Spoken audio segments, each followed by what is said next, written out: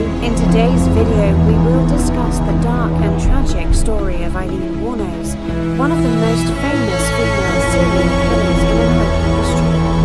This story involves a difficult childhood, a life shunned by society, and a murder spree that ultimately results in the deaths of 7 people. However, in this story there is not only a criminal. You will also find a person created by the system and society. If you're ready, let's get started.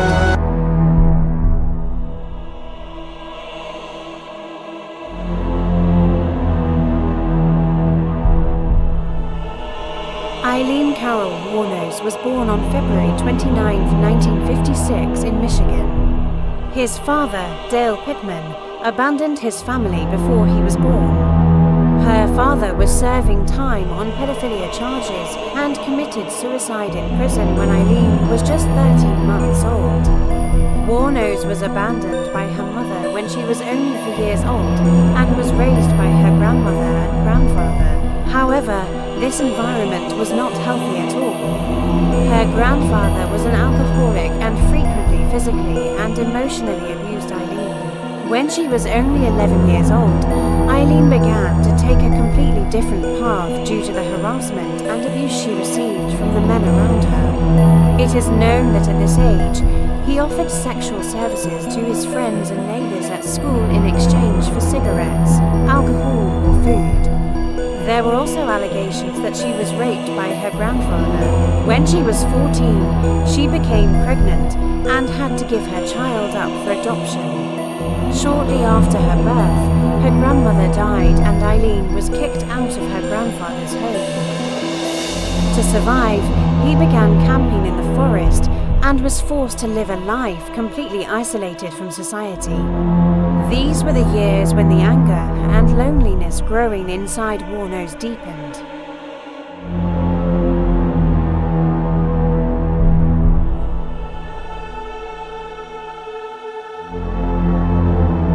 Aileen spent her teenage years mostly homeless. At some point, she moved to Florida and started sex work there. He thought he had no other choice to survive. However, this was a period when the anger and despair within Wuornos gradually increased. He had turned into someone who could not control his anger and was constantly suspicious of those around him. During this period, he was arrested for many minor crimes. In 1976, she married Louis Gratzfell, a 20-year-old bar customer. However, the marriage soon ended due to violent quarrels. Wuornos faced a restraining order for physically assaulting Fell. Towards the end of the 1980s, Wuornos' crimes evolved from simple theft and fraud to murders. He committed his first murder on November 30th, 1989. This murder would change his life completely.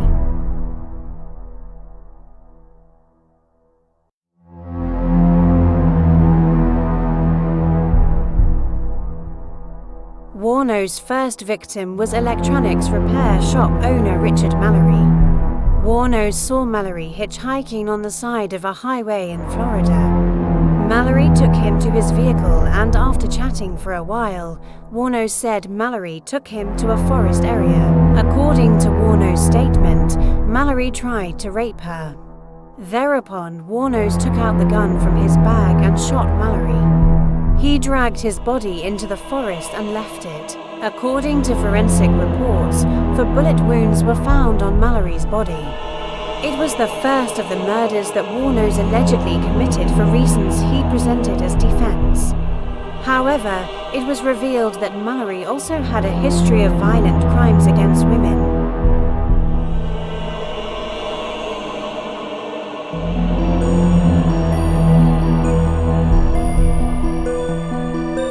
Wuornos killed his second victim, David Spears, in May 1990. Spears was a construction worker and met Wuornos on Florida's highways. After Wuornos shot Spears 6 times, he left her body naked on the side of the road. Spears' murder, it showed that Wuornos was beginning to act more and more uncontrollably.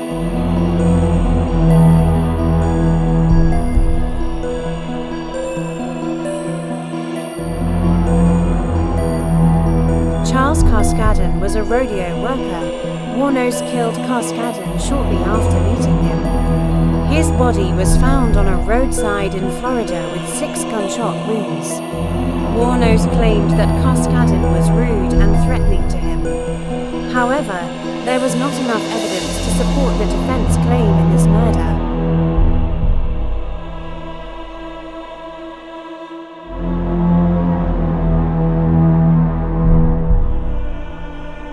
Wuornos was captured at a motorcycle gang bar in Volusia County on January 9, 1991. The police set a trap for Wuornos with the cooperation of his girlfriend, Tyria Moore. Moore provided evidence to the police by getting Wuornos to confess to his crimes during phone calls. These meetings played an important role in the capture of Wuornos. Wuornosen Jokoloma Saresi Sodis Berpilisi Haikai Degel, Ainis Amonda Sokolojek Berdramdik.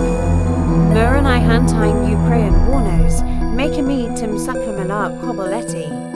1990 to Yelinda Florida Daki, Makimid Sineat Saklarenden Hukam Gidi Veglum Shezasina Kopterald. Wuornos' defense in court was based on the claim that the people I killed were trying to harm me. However, the court did not find this defense convincing. Wuornos' demeanor in court and his sometimes outburst of anger made the trial even more dramatic.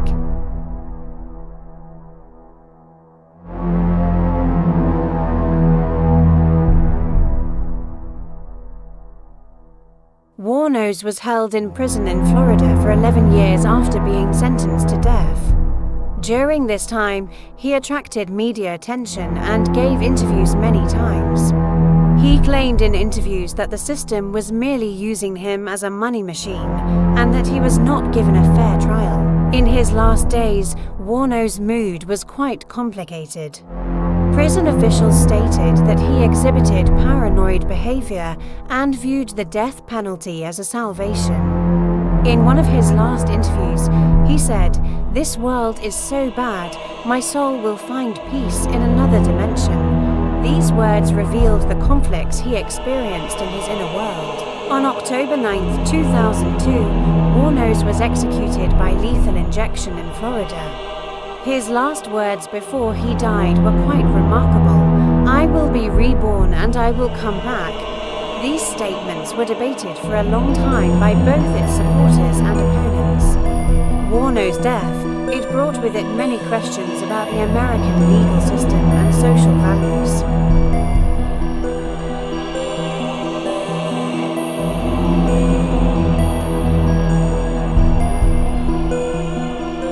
The story of Aileen Wuornos is not just the story of a serial killer, but also the story of a person excluded by society and the system. His life is a tragedy and a warning. In this video, we discussed his life and the crimes he committed in full detail. Don't forget to share your thoughts about this story with us. See you in the next video.